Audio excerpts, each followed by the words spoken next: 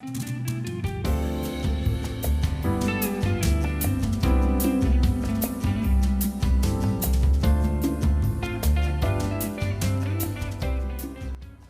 and welcome back for this week's edition of On the River.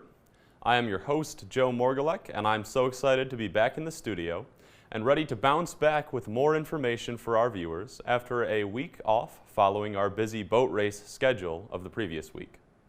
We've got a plethora of interesting topics to dive into this week, including an update on the state of our beaches, several growing seasons that are beginning in the state of Michigan, and another local celebrity who has found his way into the Detroit Tigers organization. I'm excited to get into this week's show, so without further ado, I'd like to get started by informing you of an update released on behalf of the Department of Veterans Affairs. It has been announced that the annual U.S. Flag Retirement Program held at the American Legion will take place on August 25th at 6 p.m. Anyone and everyone is invited to be a part of this special annual event, where guests are extended the opportunity to dispose of their torn, worn, faded, or otherwise unserviceable American flags in a proper and respectful manner. Flags which will be retired through this program can be delivered to the American Legion Post located at 1322 Clinton Avenue in St. Clair. Those being dropped off should be placed in the flag receptacle at the rear of the building, and the department will take care of the rest, per David Gillis, who has announced the service as a way to give a great American symbol of our love for our country a full and proper life cycle. The release also includes that the St. Clair County Department of Veterans Affairs will be attending the event to ensure that the flags which have been surrendered at the St. Clair County Administration Building in Port Huron will also be properly disposed. Next in the news for this week, I would like to inform our viewers that the Unemployment Insurance Agency has begun notifying claimants who are no longer eligible to receive pandemic unemployment assistance benefits that the overpayments will be waived. A recent release from the agency has shared that while in June claimants were asked to re-qualify for pandemic unemployment assistance by providing the agency with the necessary information to remain eligible for the federal program, 4 of the eligibility reasons included at the beginning of the pandemic were later found by the U.S. Department of Labor to be non-qualifying. As a result of this, the Unemployment Insurance Agency had to reevaluate eligibility for individuals who selected one of the non-qualifying reasons. It has been shared that roughly 690,000 claimants were asked to requalify, with about 241,000 having responded. Waivers will be granted to the initial group of approximately 350,000 non-responders, many of whom may no longer be collecting benefits. For those who have responded, cases are being reviewed to determine if there is an eligible COVID-related reason to continue receiving benefits. It has been stressed, however, that those who have not responded, money which has been previously received will not have to be returned, despite the change in qualifications. This information was shared by the Michigan Department of Labor and Economic Opportunity. Next in the news for this week, I would like to share an update on the state of many of Michigan's waters and public beaches. During these hot and often grueling days of the summer, many find it relaxing to get away for a while and take a stop at a local beach. While this is a great summer pastime, I'm going to have to encourage my viewers to take a second and do some research online before visiting their respective beach, as many of them have been temporarily closed due to high levels of bacteria. The Michigan Department of Environmental Quality has closed 10 beaches due to toxic levels of bacteria, including 4 lakes in Oakland County, as well as the St. Clair Shores Memorial Park Beach in Macomb County. Other Michigan counties which are experiencing closures due to this bacteria include Midland, Genesee, Isabella, Benzie, and Wexford County. Storm runoff from rainfall in accordance with the hot and muggy weather has caused the development of E. coli bacteria, which is the cause for the closure of these beaches. Offshore activities and other non-contact pastimes, such as fishing, volleyball, and the making of grand sandcastle empires, are still accepted and encouraged at all of these beaches. Next for the week, I would like to inform our viewers that the Friends of the St. Clair River will be hosting its final Wetland Wanderers program of the summer on Wednesday, August 18th, from 6 o'clock to 7 o'clock p.m. The outdoor exploration program is free and held locally at the Blue Water Riverwalk County Park in Port Huron. Families are encouraged to dig in the mud and search for macroinvertebrates, which are small aquatic insects that are important for our water quality. Participants will be introduced to the wetland habitat, as well as the insects which can be found on the site, with additional opportunities to sort and identify the macroinvertebrates collected from the wetlands.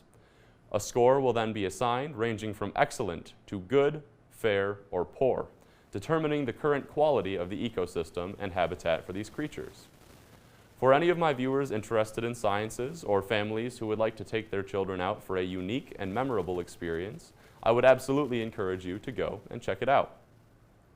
Next for the week, I would like to inform our viewers that Michigan apples are now growing and coming available.